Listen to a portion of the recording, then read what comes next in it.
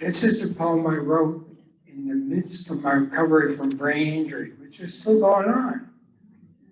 But it fits even more now. Multitasking. Cannot do it. Get overwhelmed easily. Way too much to process. And making one decision is hard enough. Inevitably, I screw up several things at once. For me, it's multi-trashing.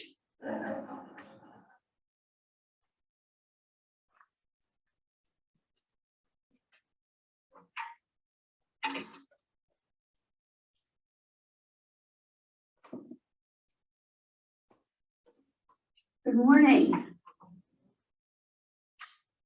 I am not a robot. Oh, yeah. How many of you have encountered that statement as you've tried to access a website on the internet and you had to check the little box? A few of you, yes. Well, for those of you that don't do the internet, just kind of be happy that you don't have to declare yourself to not be something that you're not. So what is a robot? And are we sure that we're not one, or maybe becoming one? A robot is essentially a mechanical device that is run by a computer.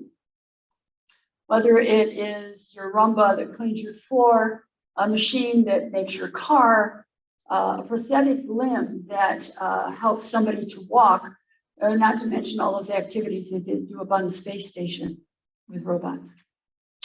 For decades, our society's dominant metaphor for the human brain has been a computer, a machine that operates the exact same way, whether it's in a dark room or next to a sunny window, whether it's been working for 30 seconds or 30 hours, whether it's near other computers or completely alone. So says New York Times science columnist Ezra Klein. We even hear it in our everyday language when we make comments like, you know, I just need an upload of some few new skills, or I need a software update, or my hard drive is overloaded. I've certainly used a lot of computer metaphors when I have talked about brain science before, and you probably heard me do that here. But according to Anne Murphy Paul, author of The Extended Mind, this metaphor is both wrong and dangerous. She argues that the human mind is contextual. Contextual. That is, it works differently in different environments with different tools, amid different body states. It also works differently alone versus when it's with other minds. Here's the problem, she says. Our schools, our workplaces, and our society are built atop this bad metaphor. She goes on to say that by thinking of the brain as a computer, we're dismissing the importance of leisure, of play, daydreaming, and rest, all things that are crucial to thinking and living well. Computers are programmed to perform tasks, but they have no understanding of what the meaning is of those tasks.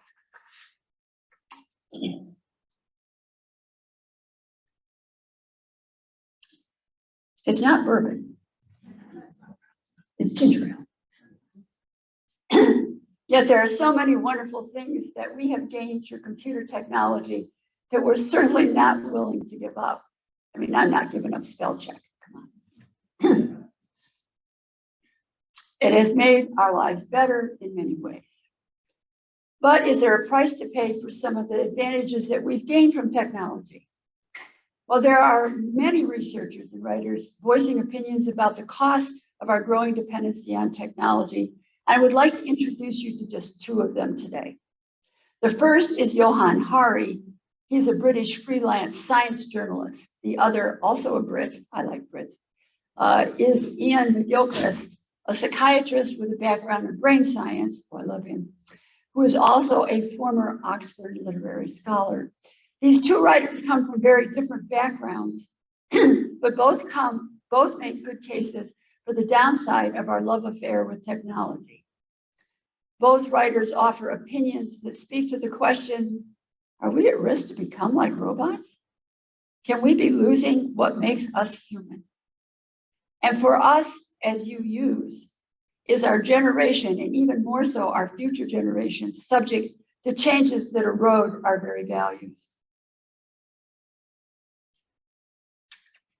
So first, Johann Hari, who's a scientific journalist who is the author of the best-selling book and a fascinating book to read, Stolen Focus, Why You Can't Pay Attention.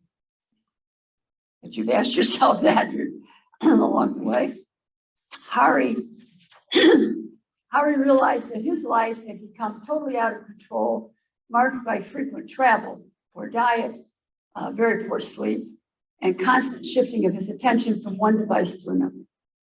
He had become unable to maintain his focus on any one thing for more than a few seconds before switching to something else.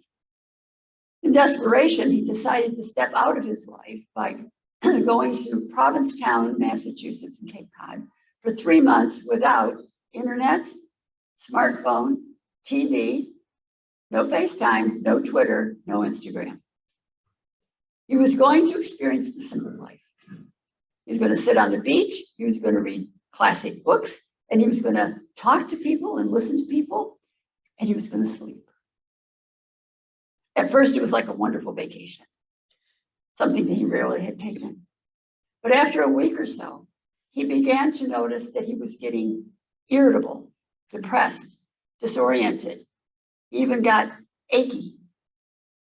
He finally realized that these were the symptoms of withdrawal, much like the ones that an alcoholic or drug addict experiences. His automatic habit of reaching for and checking his devices were still there. He was still doing it. But they were occurring without the reinforcement of the larger world answering and telling him that he mattered by sending him back some kind of instant message. This access to on-demand attention, Hari concluded, is what reinforces our compulsive behaviors. It makes us a lot like a rat in a Skinner box. Psychology 101. Following Hari's 3 months self-study, he embarked on a 3-year project of interviewing the leading researchers on attention, focus, and distraction throughout the entire world. Now, reduced ability to focus and to pay attention or maintain attention are natural changes associated with the aging process, as just about everybody in here knows. But more and more, many of us feel like we are developing ADD, attention deficit disorder. And that experience is not just happening among older people, it is happening in younger generations, but the problem is they don't realize it because they've never known it to be any different, right? On one of Hari's interviews was with neuroscientist Earl Miller, a professor at MIT, who told him emphatically that there is one key fact that human beings must understand, and that is your brain can only produce 1 or 2 thoughts in your conscious mind at one time. That's it. We're very, very single-minded, and we have a very limited cognitive capacity due to the fundamental structure of the brain. And it is not going to change. But rather than acknowledge this, Earl has told him, we invented a myth. The myth is what we can actually think about. We think that we can do 3 things, 5 things, 10 things at a time. So we took a term from computer science of the 60s, when computing machines came to have more than one processor, allowing them to do multiple things at a time. The term was multitasking that you just heard about. And today we apply it with great inaccuracy to human function. Says Miller, when people think they're doing several things at once, they're actually just juggling. They're switching back and forth. They don't notice the switching because their brain sort of papers over it and makes it a seamless experience of consciousness. And what they're actually doing is switching and reconfiguring their brain moment to moment, task to task, and it comes with a cost. I think Miller would probably agree with Bernie that it should be called multi-trashing.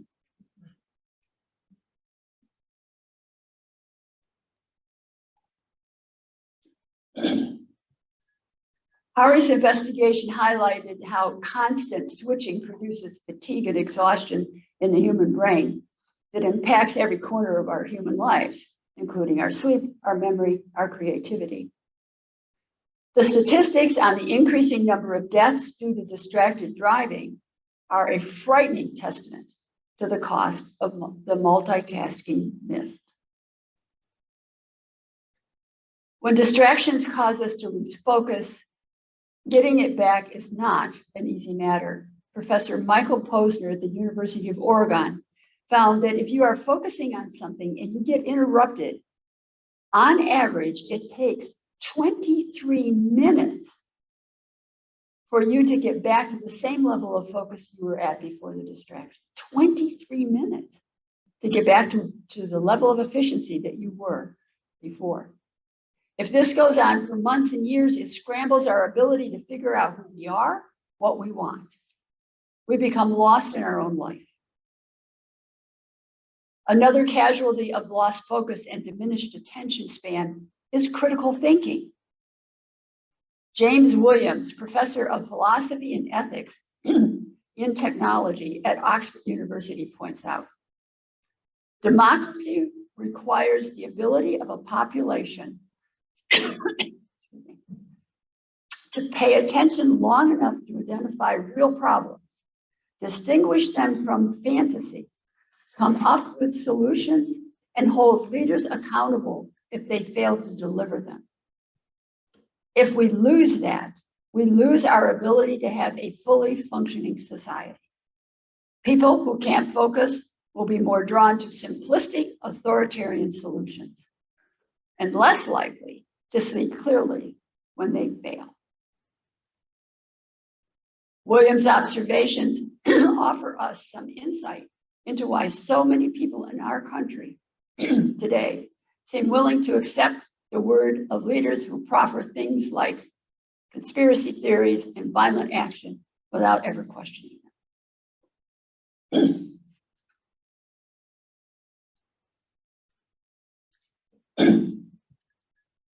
In our heavy exposure to technology and constant distraction in this speed-obsessed world, is it actually changing our human brains? Well, Ian McGilchrist, author of The Master and His Emissary and of The Divided Mind, believes that it might be. McGilchrist points out that changing the brain that we are born with comes only through the evolutionary process. So we come into this world with basically the same brain that our ancestors 40,000 years ago had. As he puts it, the brain manifests in the world, and then the world reshapes the brain. The brain manifests in the world, and then the world reshapes our brain. So what he is saying is that much of the brain function, our brain function, results from how our brains wire up from our individual life experiences starting at birth. Remember Bernie's description of neuroplasticity when he spoke here a couple of months ago. He told us that the richness of interneuron connections in our brain build according to what we practice or repeat. If you repeat a specific motor task like a violinist does, then that part of the brain becomes thicker because it makes more connections. If you think thoughts repeatedly, negative thoughts or positive thoughts, they become more established in the brain's neural network. But like Anne Murphy Paul, McGilchrist also has concerns about our tendency to see the brain in mechanical terms, what it does rather than as unique people. He says that while the two sides of the human brain may look alike, they function quite differently and they see the world uniquely.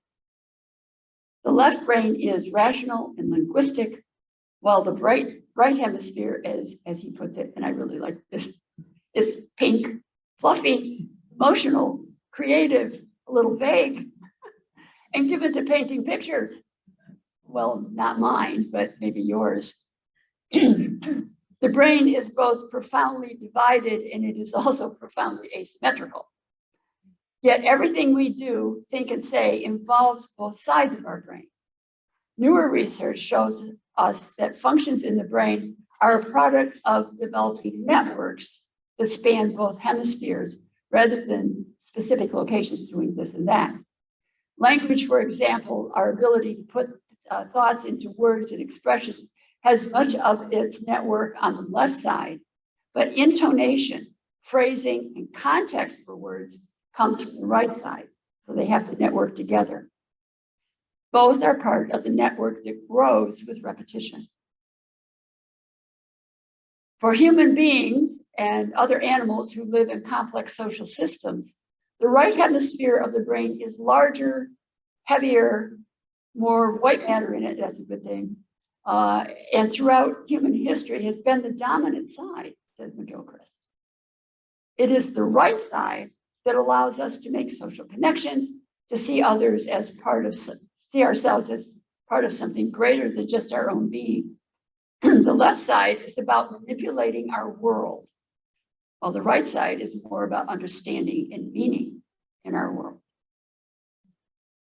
McGilchrist contends that since the Industrial Revolution, we humans have become more and more preoccupied with manipulating the world, mechanizing everything that we can, and placing our highest values on all things material. The cost of this trend is a gradual but profound loss of meaning. Yes, we can manipulate technology to go to the moon, to look at Mars, to instantly get a response from our text message. But at the end of the day, what does it all really mean? Is it just what we do? So with this technical and mechanical world that we're living in, shifting the dominant hemisphere possibly from the right to the left, McGilchrist predicts that our capacity for spirituality is going by the wayside, along with Hari's claim that we are losing our ability to control our own attention, to think beyond merely superficial ideas, and ultimately to experience anything that approximates free will. All three writers that we've looked at today, Paul, Hari, and McGilchrist, foresee a possible human race of robot-like beings controlled by a few masterminds that program the computers to manipulate our thoughts, our attention, our behaviors. Sounds like a sci-fi movie, doesn't it? It's not. It's what's happening today. But let's not leave the topic on such a pessimistic note. All three of our writers are, as well as many researchers and philosophers that are out there today, are telling us that there are things that we can do to change, and that we must change this trend. It sounds like a lot like climate change, doesn't it?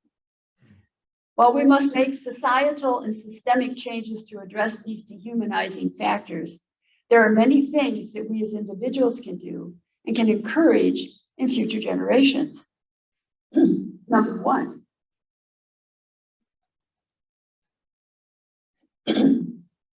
build more rest and relaxation into your lifestyle.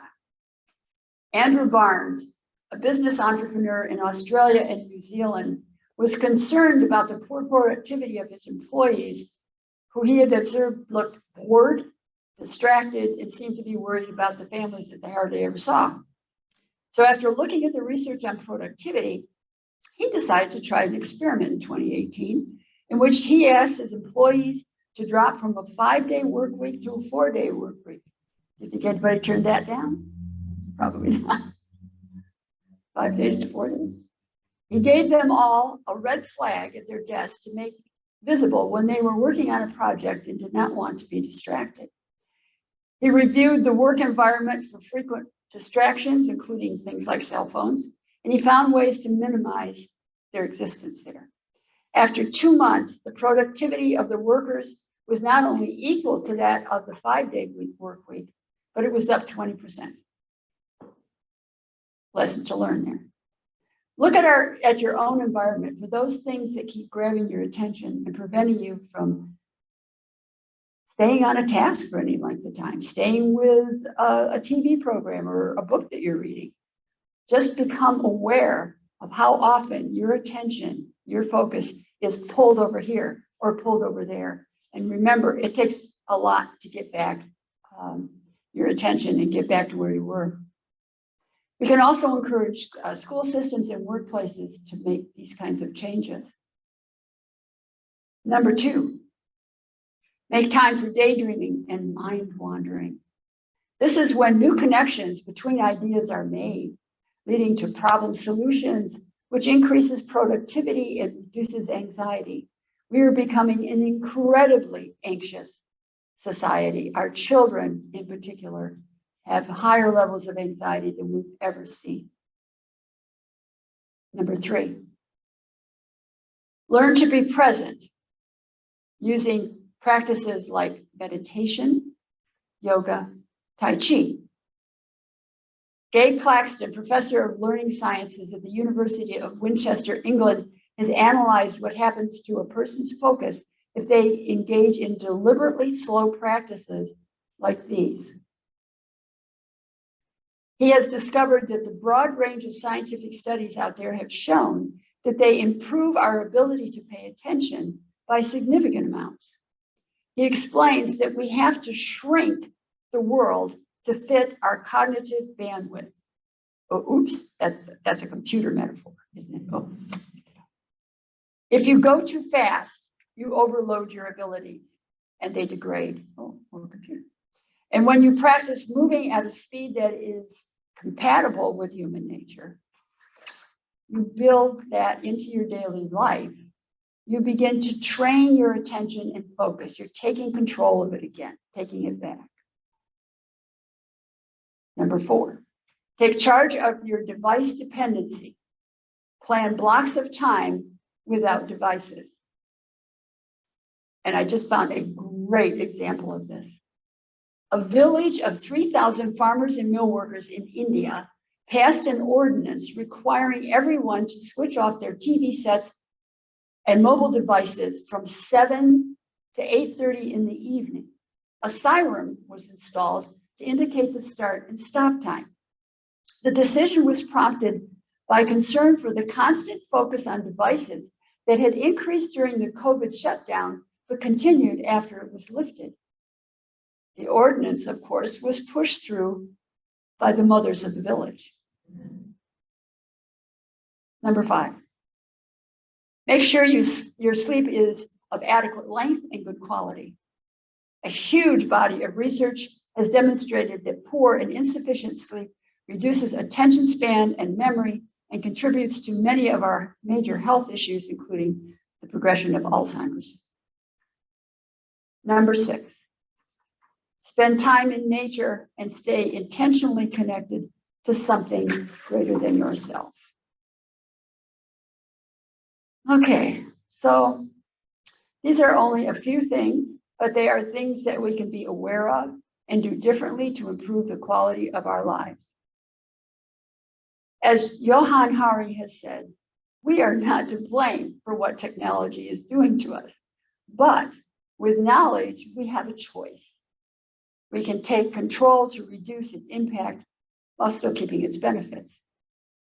For myself, I feel fortunate to be part of this UU community that encourages me to think critically, to look below the superficial level of today's issues, and that provides me with time to reflect on what I hear, to connect with others, and to explore what spirituality means to me. All things that help me continue to keep checking that box that affirms I am not a robot.